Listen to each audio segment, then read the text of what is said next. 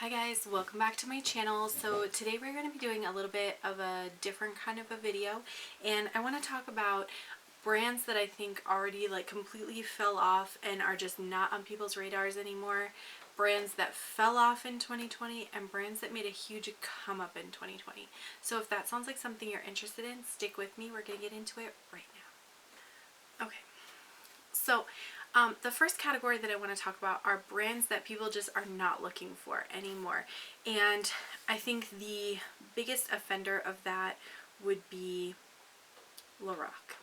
Now, the reason I say that is because up until about October timeframe in 2020, Lorac had not really produced anything. They had like a brief kind of summer collection that quickly went on sale and then quickly went half price, and still they have stock of that product. So I think they just kind of, they need to re-envision their brand. They need to come out with something a little bit more like popping and interesting in order for people to be more attracted to the brand again. They released then in the fall some neutral palettes, and I just feel, number one, the super mega sized palettes are kind of out of favor right now. The super warm tone neutrals also out of favor right now. So they really took stuff that is very outdated in terms of concepts and released it in the hopes to kind of like revive their brand. I think they need to be looking more forward instead of backwards to come up with an idea that's going to revive the brand. Next one that I want to talk about is Cargo. When I first heard about Cargo, it was from the Kohl's beauty section, and they had a bunch of their palettes which came in like similar size and shape packaging to Anastasia Beverly Hills. However, their packaging is much more bulky, and I felt like their shadow quality was not as good. I've tried like 2 or 3 different palettes from them, and I just was never impressed with the quality. So I feel like they're kind of falling out of favor. In addition, they were known for doing these like tin packaging for like blushes and bronzers and stuff. And while I appreciate that that's kind of innovative and different, and their whole thing is like being travel friendly, you don't know what any of those products are until you open them up. So you have to sit there and open up each individual product to figure out what it is, so that you know what step you're using in your makeup routine. And I just think that's cumbersome. Like, give us a clear lid, give us a sticker, give us your logo in a different color, something that helps us know, is that a blush, or is that a bronzer, or is it a highlight? Because that's so frustrating. The next one is Laura Geller. Laura Geller had this big come up in 2019 with their Gilded Honey highlighter, and everybody was talking about that highlighter. And then after that, they just kind of like fell off. Like, none of their products really grabbed the market. I feel like they're trying to create this angle of like these kind of like soft, subtle, like, oh, you know, like effortless, easy kind of looks. And I think that whole aesthetic has kind of fallen out of favor for a lot of people. So I think that brand also kind of fell off. The other one I put on here is Mally Beauty. And I first heard about Mally Beauty from Kathleen Lights back in probably 2018, 2019, when she was raving about their blush and highlighter palettes. It's like a duo that they had released, and I actually did race right out and buy it because I'm like, if Kathleen loves it, it must be good. And it was okay. Like, it wasn't a bad product, but I just feel like there wasn't enough quality to the product to warrant the price. I think it was like $32 or $36. Like, it was pricey. So for me, the price like didn't justify, or I guess the product didn't justify the price. So I never purchased anything else from the brand.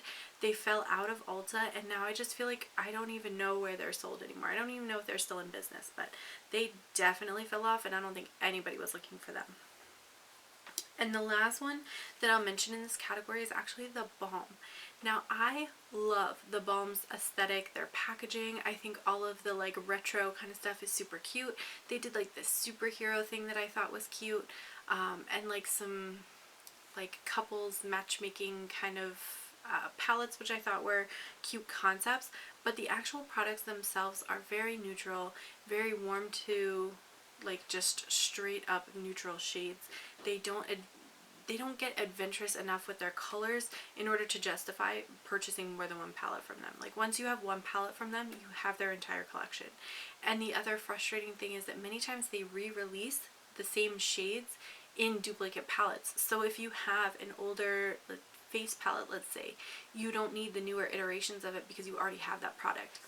Now, I did get one of their blushes in my last Tribe Beauty box, and I do think the quality is good. Like, it is good quality, but I don't feel like it's good enough quality or varied enough product offerings for the price. So when I get it in a subscription box, I'm not mad about it, but at the same time, I'm not going to run right out and like buy another item from the line, if that makes sense. Okay, so the next thing to talk about is brands that kind of fell off in 2020. And I don't think you can have this conversation without talking about Anastasia Beverly Hills. Now, I can't remember if it was in 2019 or 2020 that they started with all the Norvina nonsense. I think that was this year. It's hard to tell. This year has been a rough year, you guys. Well, 2020 has been a rough year. But they came out with sort of this Norvina sub-brand. And then that brand started releasing like ColourPop-esque unlimited palettes, you know, right after another. Everybody got really upset because they were so expensive and they were, you know, rapid fire releasing. Then they did their whole PR search game and then kicked everybody off the PR list shortly thereafter. They started doing really weird stuff with how they were treating influencers and collaborators and content creators. And so they were just doing so many shady things that everybody just kind of took a collective step back and was like, you guys got to get your life together before we start investing in this brand again. And I don't think that they've figured that out yet, and I don't think they've figured out how to come back from that yet. So they've been releasing products here and there, but I don't think there's as much interest in them as there was back in like 2019 whenever they would release a product and everybody was like lined up out the door ready to purchase. The next one to talk about in this category would be Too Faced. And I feel like in Too Faced case, they kind of had a fall off, like a pretty big fall off in 2019 when Jared Blandino, one of the original owners, put up that cake about like Rich Lives Matter, and it really was just like a huge affront to Black Lives Matter movement. I think a lot of people were like, done now. And since then, I just feel like none of their products have been enough to like pull you back in, to get you interested in the brand. They just kind of keep re-releasing the same thing. I mean, they've done these little mini palettes and there's, I don't know, 500 of them, but they all look the same, so really you only need one. And if you purchased one back in 2019, like this Salted Caramel, you don't need any of them. So for me, it's just like their products are boring, their line is getting kind of stale, and they just don't have the innovation. They're not keeping up with the other companies, and I don't know if that's because Jared sold the brand to Estee Lauder, and now it's not necessarily entirely in his control what happens with the brand, or if the brand's just getting boring. The next one I would talk about is Urban Decay. So Urban Decay, when they first came onto the scene, they were like edgy and the cool brand and the brand you wanted to like buy all your stuff from, and the names were edgy and this and that. And I don't know if it's just that like everything that was edgy has become so mainstream now that now Urban Decay doesn't look any different from any other brand, or if their brand really is just getting kind of stale. They re-released their Urban Decay Naked palette, the original, which had like mediocre reception, and they've been releasing, like, they re-released the Wired palette this year. They released the Urban Decay Naked Honey, which was a banger, and then they released the Urban Decay Ultraviolet, which was a huge flop. I actually purchased that product, still trying to hold out hope that I could make it work, and it was an absolutely terrible product. So I feel like they're becoming one of those brands that's very hit and miss, and for a brand that's charging almost $50 for an eyeshadow palette, you cannot afford to be hit or miss. Like, people are not going to trust your brand enough to purchase without seeing tons of reviews. So if your product is bad, you're just not going to get the sales. Like, that's the end of that. The other one to talk about is Becca. So I feel like Becca kind of shot to stardom with their highlighters. They partnered with Jaclyn Hill and made the Champagne Pop, and then they had Prosecco Pop. They did the face palette, then they did the eye palette. Eye palette got recalled because it was terrible quality, which who was surprised, because Jaclyn Hill poisons everything she touches, basically. And so then Becca really hasn't recovered ever since. They've been continuing to release the same kind of blushes, bronzers, highlights. They haven't really switched anything up. They haven't done anything that's super interesting. And I feel like for a brand that's doing like stunning quality for face products, they could do so much more than that. Now last week they did introduce a like pressed face powder, which I thought was kind of an interesting concept, and a tinted moisturizer. But the tinted moisturizer only comes in 8 shades. So I really feel like if like drugstore brands can do, you know, 12 to 20, 24 shades for a tinted moisturizer, releasing 8 shades really isn't sufficient, especially when you're getting so much more money for your product than something like e.l.f. or Wet n Wild or Hard Candy or anything like that.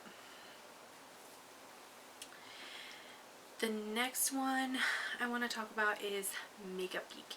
And Makeup Geek, I feel like when I first came onto the makeup scene, Makeup Geek has sort of created themselves as like the cheaper alternative to MAC. So if you really wanted those like singles in really specific shades, you could go to Makeup Geek and you could find all kinds of cool stuff. They had mattes, they had metallics, they had shimmers, they had duochromes, which that was the first time I had ever seen duochrome eyeshadows, so my brain was like exploded over that. Like that was really cool. And then ColourPop came on the scene and kind of undercut their model, which was, you know, we're going to be an inexpensive singles makeup brand. And ColourPop came through and was like, we can do it for less and we can do better quality. And they did.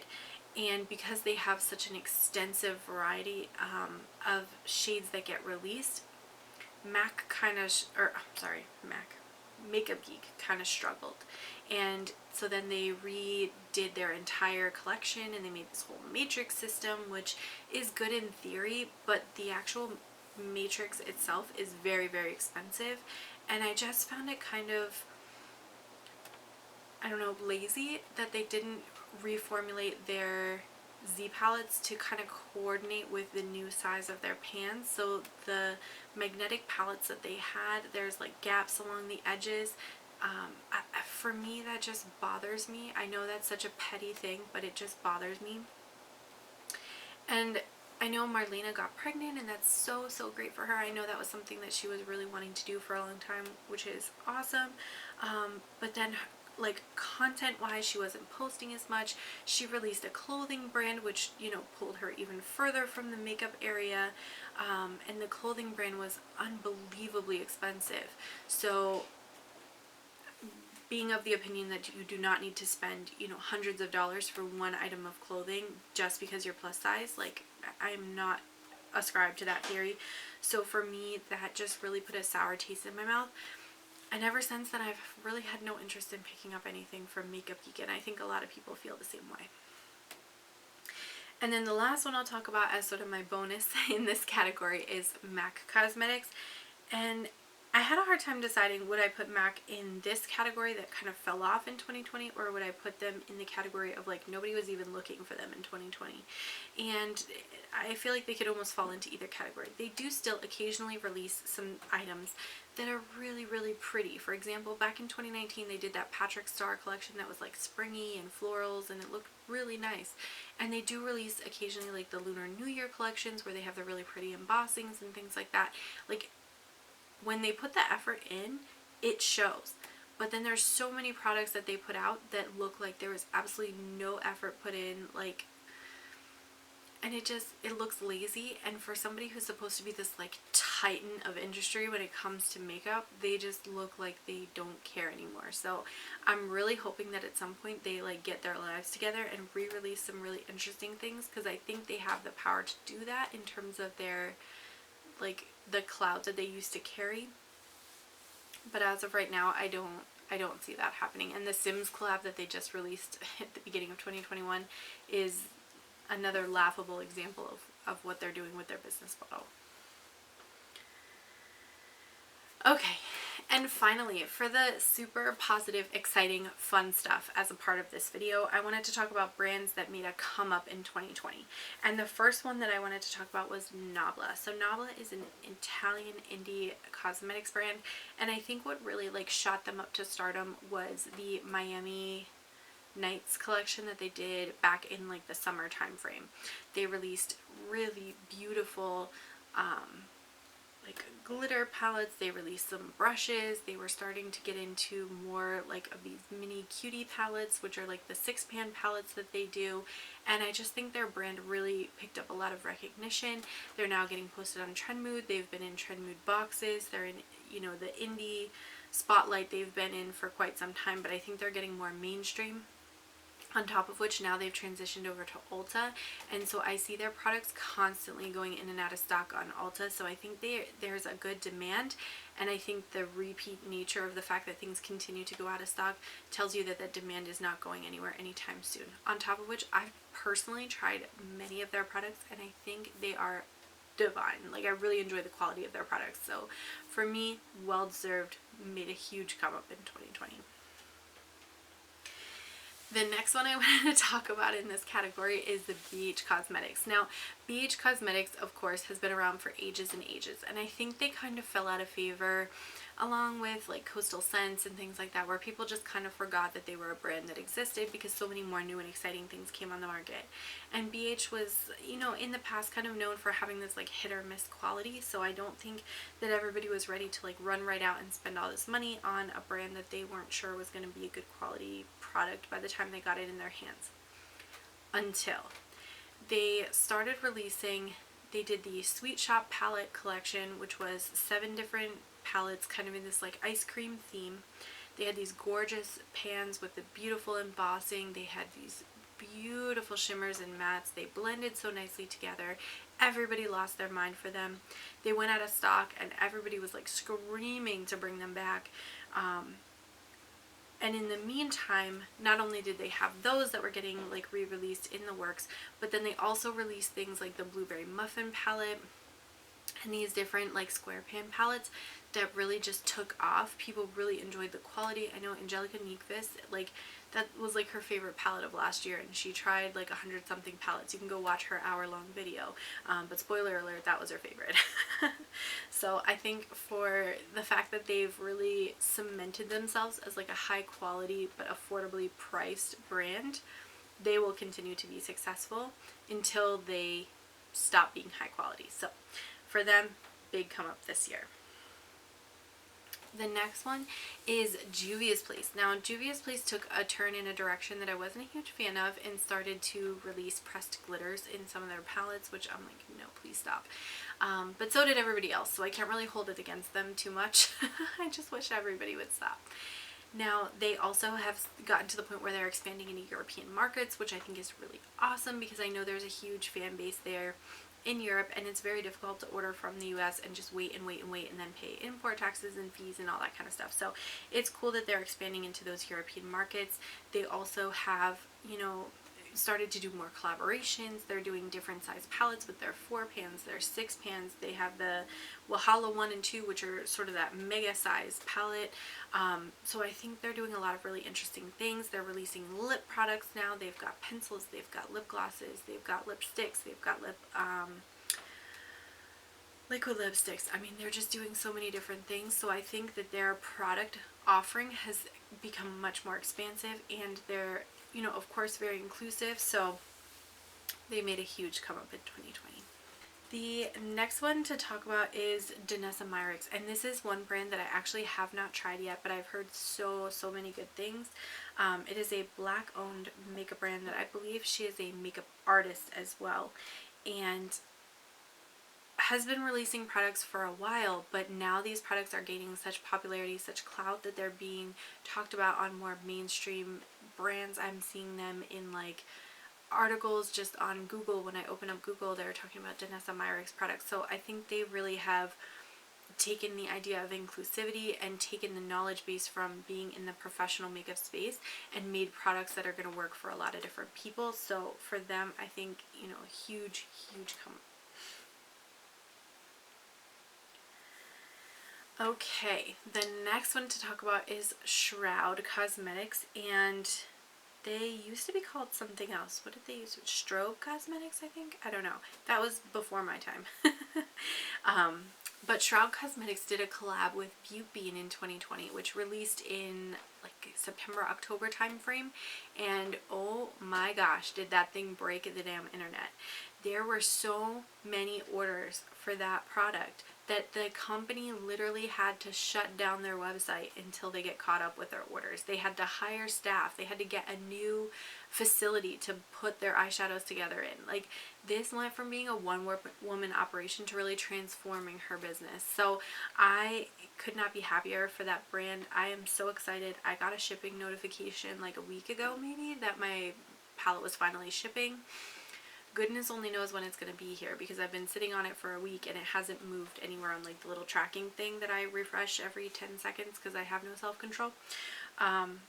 So yeah, I cannot wait to get that palette. I cannot wait to try it out. If I love it, I definitely want to get some more stuff from that brand. But I think, you know, between that collab, like, that was life-changing for the both of them, and I'm so, so happy for them. And then the last one in this category to talk about is Collidos. Now, Collidos is a collaboration between an American and Chinese, like, business owners, like the two heads of the company. One's American, one's Chinese. And they have been making these really cool, like, 5-pan palettes. Or is it 6 pans? It might be 6 pans. 6-pan palettes. And then they've done like these really cool highlighters, which are like duochromes and things like that. And they have a multi-chrome highlighter now. They've done lip products. They've done brushes, sponges, an eye primer. And they just have this really cool collection of different things. And I think over the course of 2020, so much people picked up more of their products and really started to realize like how good quality they were. I think they originally started with very, very colorful palettes, and they've now released a couple of things which are a little bit more neutral, so I think they're going to open themselves up to an even wider audience. And now just recently they've released a collaboration with Angelica Nyqvist that I think is really just going to take their brand and explode it even further. So those would be the like 5 or 6 brands that I think in 2020 really made a come up, and I don't see those stars dimming anytime soon. Now, with that said, that is all of the brands that I wanted to talk about. People we weren't looking for, people who fell off our radar, and people we are definitely looking towards going into 2021. Let me know down in the comments below, what is a brand that you thought, you know, really made a come up last year, or a brand that you thought like really missed the mark last year? I would really like to know. And certainly there are plenty more answers than the ones that I picked out, but those were the ones that came to my mind in my personal experience. So I wanted to talk about them today. I want to thank you guys so much for watching. Don't forget to like, comment, and subscribe, and I'm going to catch you in my next video. Bye!